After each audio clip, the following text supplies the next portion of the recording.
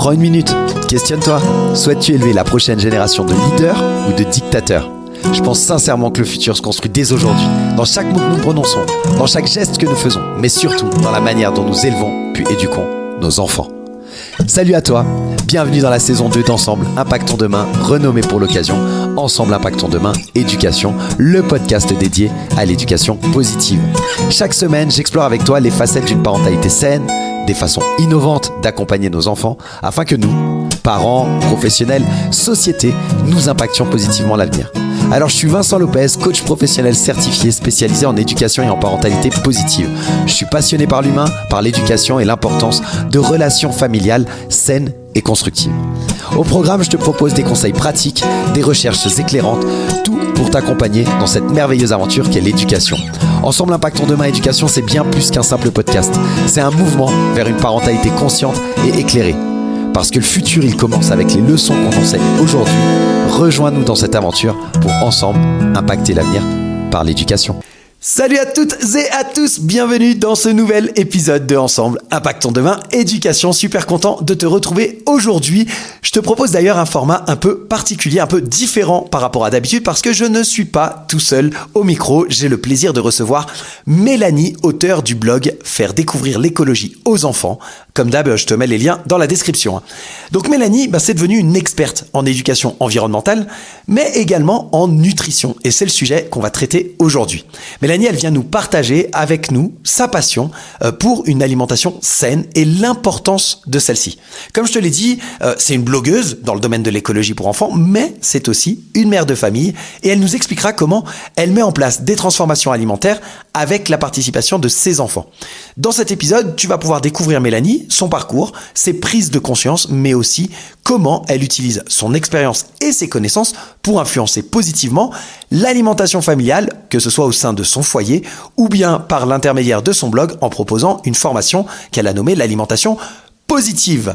Alors moi je te laisse pour cette première partie de l'interview et je te retrouve à la fin non seulement pour conclure mais également pour remercier quelqu'un qui nous a laissé un avis sur Apple Podcast. Si tu ne l'as pas déjà fait, n'hésite pas, c'est toujours un plaisir de te lire.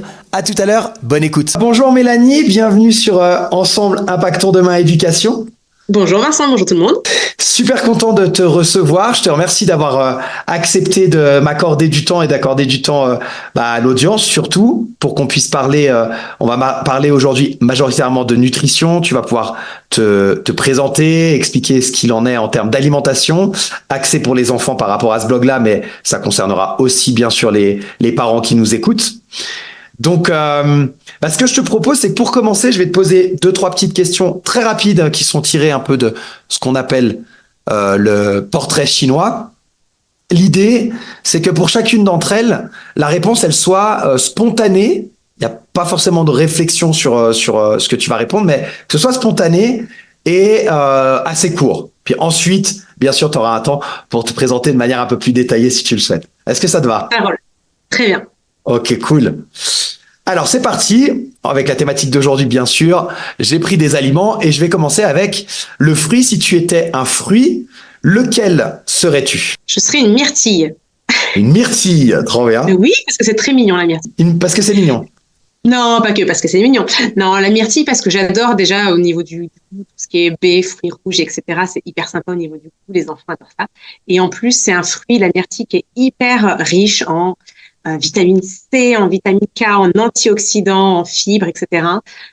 C'est un index glycémique pas très élevé, donc je trouve moi en tout cas un fruit qui est hyper intéressant. Quelque chose de mignon et de sain en plus. C'est ça. Trop bien. Merci. Si tu étais un légume, qu'est-ce que tu aurais choisi ? Alors là, c'est moins glamour, mais je pense que je vais choisir l'épinard. Ok. Et pour quelle raison ? Pareil, parce que c'est un aliment qui est carrément même sain, qui a quasiment pas, qui a un index glycémique qui est quasi nul, donc hyper intéressant, qui est riche en vitamines A, C, K, magnésium, fer, etc., antioxydants, donc hyper intéressant au niveau nutritionnel.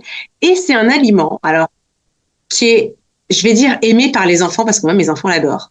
Et je pense que c'est pas le cas de tous les enfants, mais quand on sait bien cuisiner, faire des trucs sympas avec, en général, les enfants aiment bien, les adultes aussi. Ouais, je suis entièrement d'accord, je te rejoins. Mes enfants, ils adorent ça aussi. Ouais. On aime bien, ma femme aime bien faire, elle fait des, comment ça s'appelle?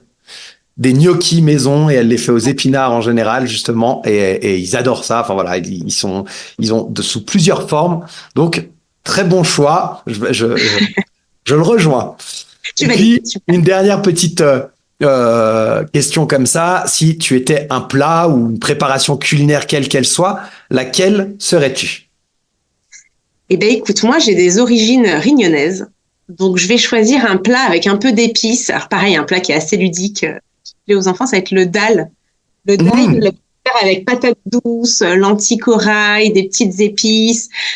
Tu mets une petite boule de riz à côté et puis tu saupoudres avec des, comment on appelle ça, des noix de cajou.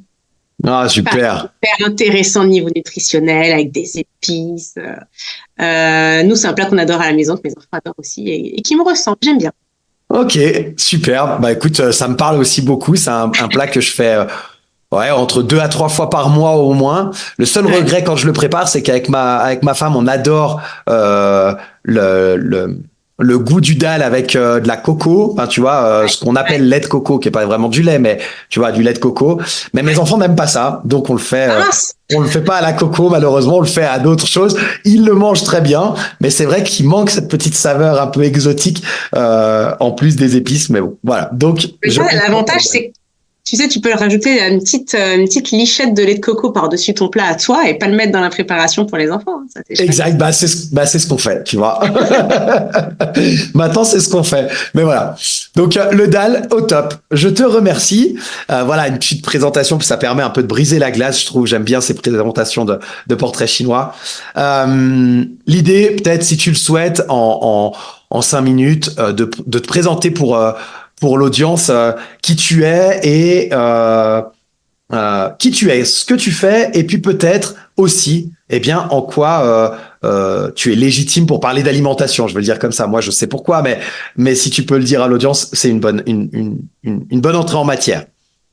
Ok, ça marche. Bon, écoute, je vais essayer d'être courte parce que j'ai un Vas-y. parcours un peu particulier. Non, alors donc je suis Mélanie, je suis maman de 2 enfants qui ont aujourd'hui 5 ans et 8 ans. Et il y a quelques années, j'étais encore salariée, tranquillement, etc. Mais quand même, à la naissance de mes enfants, j'ai eu une prise de conscience écologique. Je me suis dit, avec toutes les infos hyper angoissantes qu'on avait, il y avait un contexte politique qui était assez particulier aussi. Je me suis dit, mais dans quel monde j'ai fait des enfants? Petit à petit, je me suis dit, et comment moi est-ce que je m'intègre là-dedans? Comment est-ce que je prends les choses en main pour eux finalement, plutôt que de tomber dans l'inaction, ce que j'ai fait au début malheureusement, hein, je me suis dit, je me mets des œillères, je vais avoir tout ça.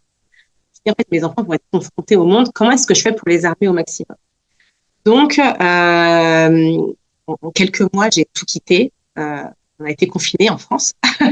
Et c'est à ce moment-là que j'ai créé tout simplement un blog pour partager les activités que je faisais avec mes enfants, mais initialement de la thématique de l'écologie. Je faisais plein de choses. Le blog a vachement bien marché, vachement plu.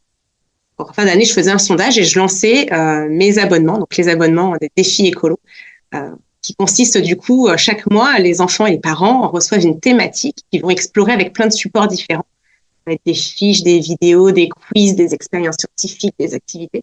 Et finissent ce grand mois avec une grande aventure, style une chasse au trésor, un escape game, une enquête.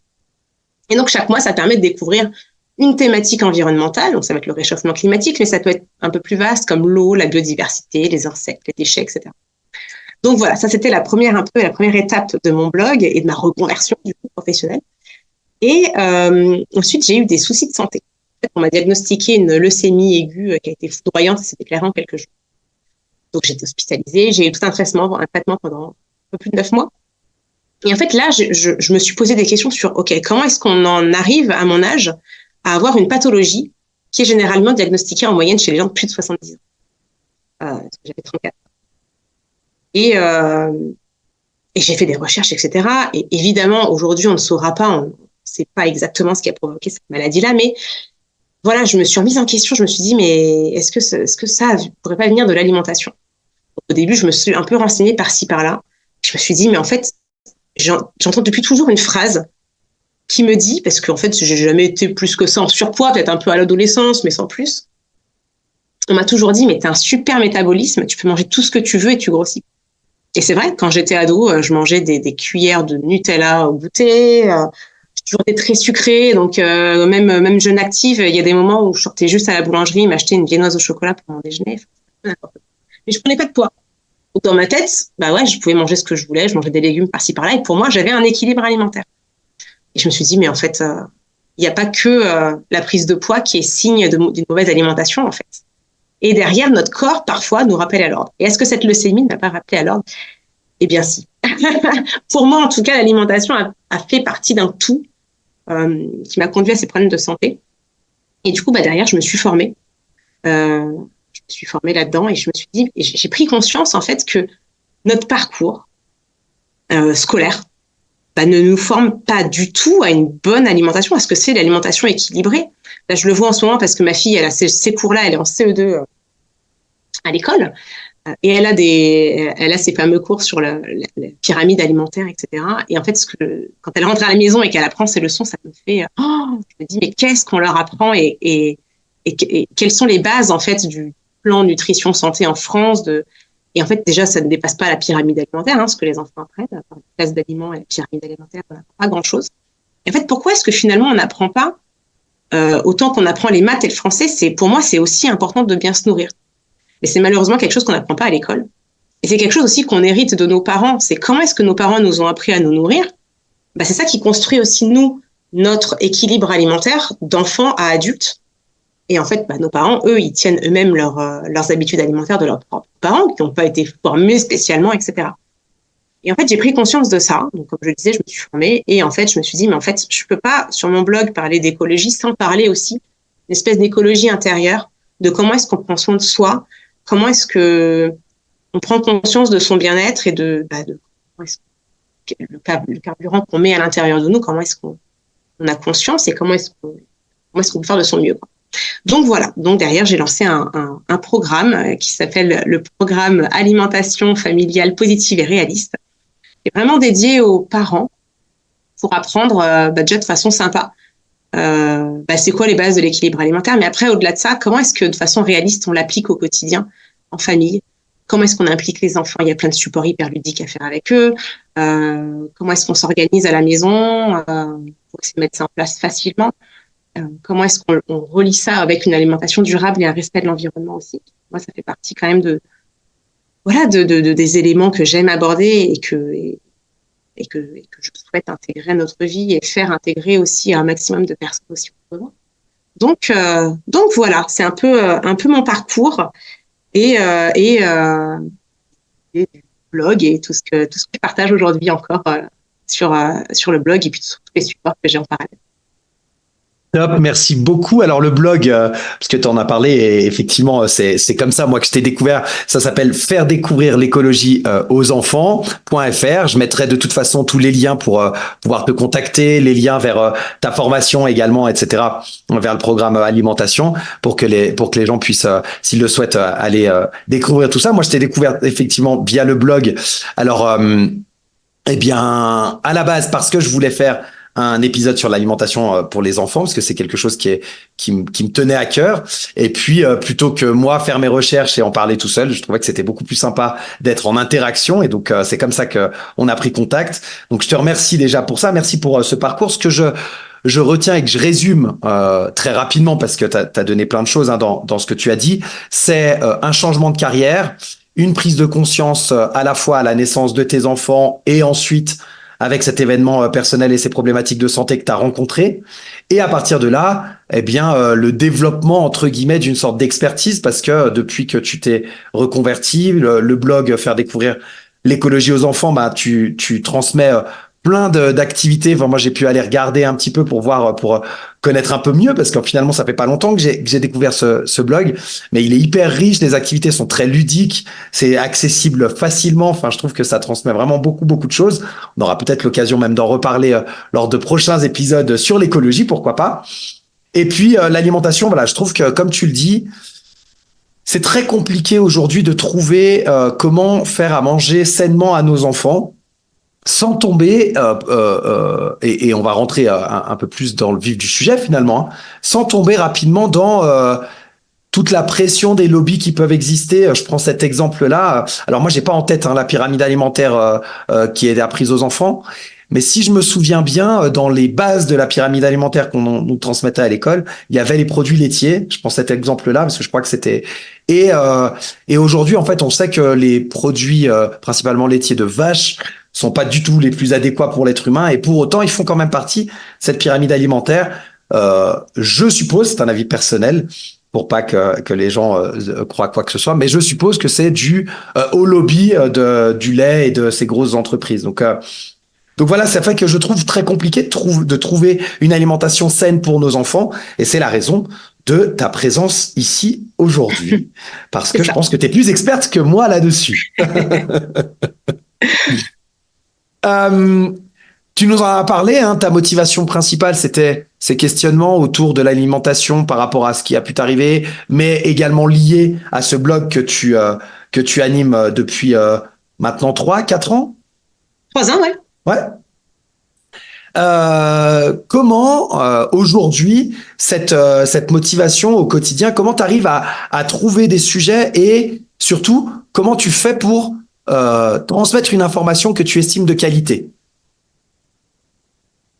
Écoute, moi, comme je te le disais, déjà, je me suis formée sur plusieurs sujets. J'ai commencé par la RSE, par l'alimentation. Il y a eu des petits sujets un peu plus précis aussi sur lesquels j'avais besoin de me former.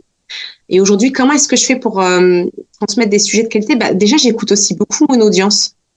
Moi, j'ai tout un écosystème autour du blog. J'ai un podcast, une chaîne YouTube, des réseaux sociaux, etc. Et en fait, j'ai vraiment à cœur de me dire, comme je te le disais tout à l'heure, de faire aussi des sondages, de demander à mon audience qu'est-ce qu'il vous faudrait, qu'est-ce qu'en ce moment vous avez envie d'entendre, sous quel axe, sous quel ton, etc. Et c'est vrai que ça me tient à cœur de me dire, évidemment, d'essayer de traiter aussi des sujets d'actualité, des choses dont on parle, parce que en ce moment, du coup, si on en parle, c'est qu'il y a un besoin, c'est qu'il y a des questionnements. Mais vraiment de demander aussi à mon audience, de quoi est-ce qu'ils ont besoin, qu'est-ce qu'ils attendent, et vraiment de m'adapter aussi à leurs besoins. Et moi, c'est comme ça que, à la fois, j'écris des articles de blog, et à la fois, je crée aussi mes offres pour vraiment être au plus proche des besoins de mon audience. Ok, top, trop bien. Alors peut-être justement avec les échanges que tu as, avec l'expérience que tu as, est-ce que tu serais d'accord de partager avec l'audience une expérience qui a changé ta perspective sur cette importance de l'alimentation chez les enfants? Alors ouais, chez les enfants, ouais, parce que comme je te le disais, moi j'ai une prise de conscience écologique puis alimentaire. Et quand j'ai eu mes 2 prises de conscience, à chaque fois, le mauvais réflexe que j'ai eu, c'est de me dire, allez, c'est parti, on met tout à plat, on recommence tout à zéro, on chamboule tout d'un coup, on va mettre en place de nouvelles habitudes. Et à chaque fois, je me suis pris un mur. Déjà parce que mes proches n'étaient pas prêts comme moi et pas motivés comme moi j'étais dans ma tête. Puis parce qu'en fait, c'est hyper dur de tout changer d'un coup. On se laisse vite dépasser, c'est trop compliqué, ça fait trop de choses et il n'y a rien qui tient. Et finalement, on revient presque, même, je dirais même pas à zéro, presque en arrière, quoi. Ouais, tout à fait. Ouais, et du coup, cette expérience que j'ai eue, c'est de prendre conscience, et je l'ai eue via mes enfants, de prendre conscience qu'en fait, quand on prend son temps et qu'on apporte un climat serein à la maison, les enfants sont hyper enclins derrière. Parce qu'en fait, pour eux, c'est comme une aventure, quoi. Leur présenter le truc de façon hyper fun, sans pression. De se dire, ok, j'ai bien conscience qu'on ne changera pas le monde et qu'on ne révolutionnera pas notre quotidien en une semaine. Ok, on va le faire étape par étape. Et quelle est la première marche? Quelle est la deuxième marche? Et presque de faire ça main dans la main avec mes enfants en disant, ok, mais les enfants, j'ai suivi une formation, j'ai pris conscience de plein de trucs, j'ai appris plein de choses que je ne savais pas avant. Donc, tout vous balancer comme ça, et on va y aller petit à petit. Qu'est-ce qu'on va commencer à changer, etc. Et j'ai eu ça avec mes enfants qui, au début, étaient hyper, pas forcément fermés, mais qui ne comprenaient pas trop, en fait. Pourquoi est-ce que tout d'un coup, il fallait tout changer et finalement, il y avait trop d'informations, ils ne comprenaient plus rien. Et finalement, un jour est d'arriver de dire, OK, les enfants, vous savez ce que c'est les antioxydants? Non, mais tout simplement, voilà, mais ouais. Non, mais parce qu'au début, genre, ouais, aujourd'hui, dans la formation, j'ai appris ça. Ils ne comprenaient rien. Et leur dire, OK, je vais leur expliquer avec des mots à eux, petit à petit, notion après notion, de faire le lien avec l'alimentation, avec leur corps, etc. Et en fait, de prendre conscience tout simplement qu'en fait, dans un climat où on est serein, où on va étape par étape, et en fait, derrière, ils sont hyper enclins à essayer de nouvelles choses, goûter, améliorer, participer, etc. Donc, ouais, l'expérience que j'aurais à partager, ce serait ça. Génial. Et c'est top. Ça me fait penser je crois il y a peut-être 2 ou 3 semaines, je vérifierai et je mettrai les liens de l'épisode. Mais j'ai fait un épisode où je parlais de différentes formes pour accompagner les enfants sur d'autres sujets, sur l'autonomie, etc. Et entre autres, il y avait tout ce qu'on appelle la parentalité ludique. Et c'est ce que tu es en train d'expliquer, en fait, d'apporter des sujets sous forme de jeu. Tu dis c'est une aventure pour les enfants, d'aller leur expliquer étape par étape comment les choses vont se passer, leur expliquer avec leurs mots et faire ça sans pression. C'est ce dont je parle beaucoup sur l'émission. Donc ça rejoint complètement la philosophie du podcast. Hein. C'est aussi pour ça que je t'ai contacté parce que je sentais bien cette ces valeurs communes. Donc top, trop bien. Petit à petit, changer les choses, pas tout d'un coup. Laisser le temps aussi. Tu as dit à tout le monde, à l'entourage et aux enfants en particulier, de pouvoir s'approprier ces nouveaux concepts et puis avancer dans cette nouvelle direction, cette nouvelle philosophie finalement d'une alimentation saine avec les enfants. Comment tu définirais en fait cette philosophie d'alimentation saine avec tes enfants et avec ton programme? Comment tu le prônes dans le programme, quoi? Eh ben, écoute, moi, j'adore définir ça comme une aventure. Ça recoupe un peu ce que je viens de dire auparavant, mais vraiment se dire, eh ben, en fait, c'est pas une contrainte qu'on va s'imposer en plus au quotidien, parce qu'il y a un vrai bénéfice derrière. Et il peut y avoir un bénéfice fun aussi. Je veux dire, c'est pas une contrainte. Ça va vraiment être une aventure qu'on va vivre en famille. On va faire des découvertes. On va apprendre des choses. On va le mettre petit à petit en place dans notre quotidien. Et ça ne veut pas dire que derrière, on gardera pas nos repas plaisir qu'on avait avant, voilà, et de craquer et de continuer de se faire plaisir avec l'alimentation, parce qu'au contraire, l'équilibre vient aussi parce qu'il y a du plaisir et parce qu'il y a des fois où, voilà, on n'a pas un repas qui est spécialement équilibré et qu'on va rééquilibrer les jours d'après, c'est pas très grave, quoi. Mais ouais, vraiment, moi, ce concept, ce serait vraiment une grande aventure, et même dans l'aspect écologie, hein, c'est comme ça que moi je l'exprime, en tout cas, vraiment une aventure à traverser en famille, s'écouter les uns les autres, écouter ses goûts, écouter sa faim. Voilà, pas se mettre de contraintes sur il faut absolument manger tel type d'aliment. Aussi, quoi. Parce que moi, dans les formations que j'ai suivies, et même dans la formation que moi je fais sur les bases de l'équilibre alimentaire, hyper théorique. Mmh. Et à côté de ça, il y a la pratique. Et ne pas, voilà, se dire, ouais, ok, il y a mon enfant, il déteste, typiquement, il peut détester les brocolis ou les épinards. Ok, on va peut-être faire goûter par petites touches, parce que c'est intéressant quand même de goûter régulièrement. Mais alors, on va pas se mettre de pression, on va pas forcer à goûter. Si ces goûts le conduisent plus vers des légumes verts, ouais, on va tester plein de légumes verts. Mais voilà, on va essayer d'aller là où les goûts nous conduisent, nos habitudes aussi précédentes, respecter la faim aussi, parce que des fois, l'enfant peut ne pas avoir faim, ne pas le forcer, ne pas braquer et voilà, se donner du plaisir, se dire qu'on va découvrir des choses et vivre une aventure.